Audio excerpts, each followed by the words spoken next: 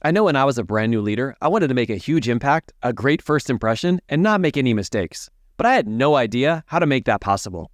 Needless to say, I made a ton of mistakes, and you're going to hear about them here today. But it helped me learn so much through the process that I wish I had known before I ever had any leadership role. Now, I just want to say, I hope you're really proud of yourself for even thinking of taking on a new leadership role. I mean, working for a leader like you, somebody who's willing to learn, to grow, and to get uncomfortable, and who wants the entire team to succeed, is a game changer. But also, knowing a few of the things we're going to be talking about here today is going to get you a huge speed boost out of the gate that I really wish I had back then. Now, prior to jumping into this online business and leadership coaching role, I used to work for the Los Angeles Police Department for 20 years. I was put in several positions, some of which I didn't feel prepared or qualified for in that moment. I mean, literally, people's lives depended on me, which is a whole ton of pressure, especially when you're somebody who's new. Now, I tell you that because your situation might be different than mine, but I also want you to know that if I can get through that, you can too. That being said, I want to share 10 different things that I really wish I had known before taking on a leadership role. Not only because it would have sped up the process for me a lot, but I would not have failed and struggled for such a long time. So let's talk about how to get started as a leader by starting on number 1, and that is being self-aware. I want you to recognize that you have both strengths and weaknesses already. You've learned different skills, and you've succeeded in the past in order to even get to where you are right now. But I want you to know that you are going to make mistakes, and the key to those is learning from them. Now, how we do that is to be open to accepting feedback from people and even asking for it in the first place. So as early and as often as possible, make sure you get feedback on ways that you can improve, and it'll also do this amazing thing by making them more open to accepting feedback when it's going to come their direction. Number 2, when put into a leadership role, remember it's about building trust first. Trust is critical, especially as a new leader, and you're not going to have much of it when you get started. It's going to take work, and it's going to take some time. I like to think of this as a trust piggy bank, meaning as I'm going, I'm putting in little deposits at a time, and over time, you start to develop a substantial savings. So be sure you don't make a huge withdrawal, especially early on. Now, what does this look like? I actually want to throw that question back to you. When you think of a powerful leader in your life, somebody you deeply respect and would follow anywhere, what are some of the things that they did to build trust with you? Now, for me personally, this looked like leaders actually being down in the trenches with me, being willing to take the actions they were asking me to take. It also has to do about caring about me as a person, and this includes my family. The business and the mission is extremely important to me, but asking me questions outside of that and honestly really caring about the answer builds a whole ton of trust for me. So now I'm going to throw it back to you. What are some of the things that build trust with you? Leave that in the comments below. I'd love to hear about it. And if you've gotten value so far from this video, definitely hit the like button. Number 3 is I would communicate more effectively. It's not about talking, it's about listening. Instead of telling people what to do, I found it's way more impactful if you ask them questions to help them come to their conclusions. Yes, there's going to be time when they need direction, but oftentimes there's so much wisdom in the people that you're leading. If you ask them a powerful question, not only will they have that buy-in, but they might even come up with ideas that you would have never thought of on your own. And of course, if you don't understand something they're trying to explain, be sure and ask questions, but come from a place of curiosity, not from a place of anger or frustration. And always remember, the most important part of communication is listening. Number 4, and this one's not fun, is setting proper boundaries. You see, everyone needs to know what you expect of them, including yourself. I mean, what does your boss expect from you?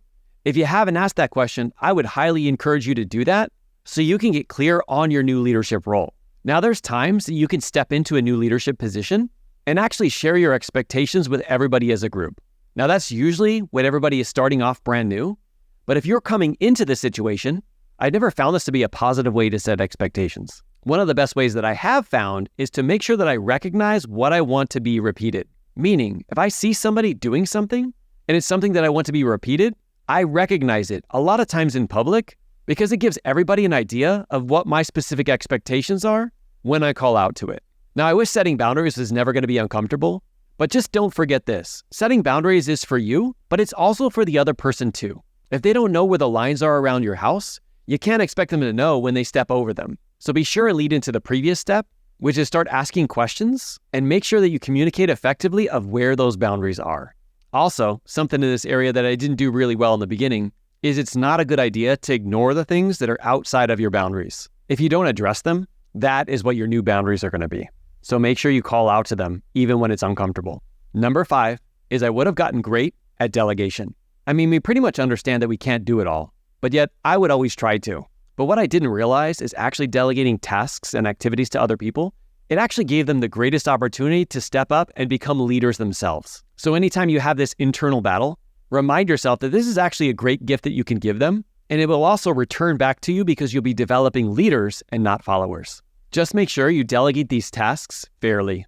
Number 6, and you're already doing it, is focused on continuous learning. When you step into this new role, you're going to see there's some skills that you totally rock, and I want you to lean into those. But you're also going to find different areas that maybe you're not so great at. That's good too, because now that you've identified, it's time to continue learning in that area. Remember that as you continue to build up new skills and new confidence, you're going to become a better and more powerful leader, which is actually going to propel you into the next position that's going to be available for you then. So try to identify where you need the most help and then lean into mentors, books, masterminds, podcasts, whatever you can get your hand on to really develop that new skill. Now, number 7, and I wish I could spend all day on this, and that is building a supportive team culture. This is also not one of those things that you can just jump into and immediately create. It's going to take some time and some work. But think about what it's going to be like when everybody's working on the same page, everybody has equal buy-in, and everybody is giving you the best version of themselves. It's a game changer, and it's going to take some time, but it'll be worth it. I like to think about this as the leader, it is my job to set the tone. One of the things that helps me do this is always remembering that it's my job to create an environment of psychological safety, which means people are willing to give advice, to give direction, to give feedback, because they want to be seen and feel heard. You'll know that you've created this if people are willing to share even about uncomfortable things, and there's no shame, guilt, or humiliation that's thrown their way. This is the opportunity for you to give everyone a voice. Now, how do you set that up? First off, as a leader, we have to avoid overreacting in the moment. If somebody brings us something and we overreact, we're literally teaching them never to bring it to us again. Instead, when somebody talks up, when somebody gives some advice, when somebody brings something up that's difficult, acknowledging and appreciating them for doing that will not only make them more comfortable about continuing to give that feedback, it'll also put out the message to everyone else that you're creating a safe environment for everybody to be heard. That brings us to number 8, and that is learning to handle challenges. As a leader, challenges are going to come up, and it's going to be your responsibility to navigate them. I wish I could give you one strategy here in this video that would help you overcome everything that could come up. But the truth is that isn't possible. But what I can do is I can share a universal principle that has always worked for me whenever a difficult situation has come up. And that is whenever I have a challenge that's presented to me, first off, I never act or react in the moment when I'm full of emotion.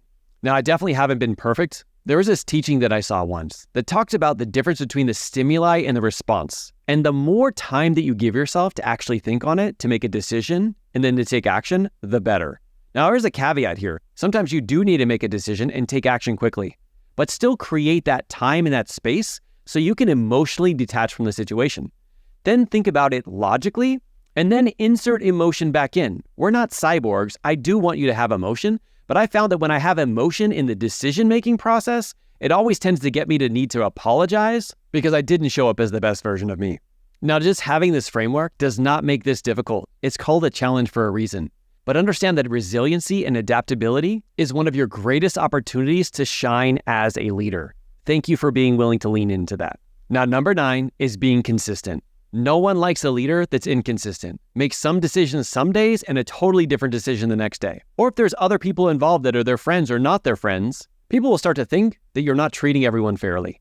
That's why it's important to make sure that you maintain your consistency. Of course, if you make a mistake, if you find out some new information, you can absolutely change that. But just don't be wishy-washy from day to day, because it's very hard to be influenced and to get behind somebody who constantly changes their mind and who doesn't seem to be treating everybody fairly. And this moves us into number 10, which is the most important thing of all. And that is seeking mentorship and advice so that you continue to grow through this journey. I strongly believe that every leader needs a mentor.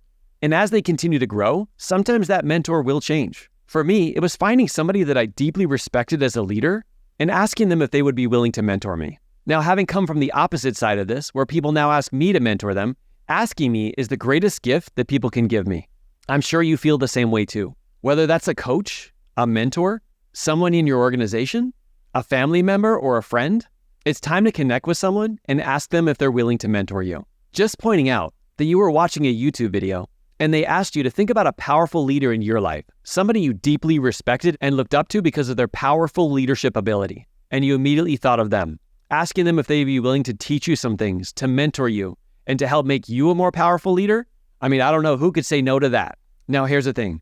You might also get to this point in this video, and you have nobody in mind that you would like to lean into and get mentorship from. Now, I know before you actually get mentored by somebody, you'd want to make sure that your core values are in alignment with theirs, and that it's somebody that you know, like, and trust, and deeply respect as a leader. That's why I like to offer anybody who's watching this video a free 20-minute one-on-one with me if I'm somebody that you really connect with. There are zero expectations to continue if you have the call with me. I just want to make sure that this is something that would be a great fit for you and for me. Now, I have a few spots that are available at the time of this video, so if that's something you're considering, definitely hop into the description. I'll leave you the link so you can apply for one of those free calls. And of course, if you just want to follow along, definitely subscribe to the channel. We'd love to have you here in the community. I want to thank you for being willing to lean in and make a huge impact in the world.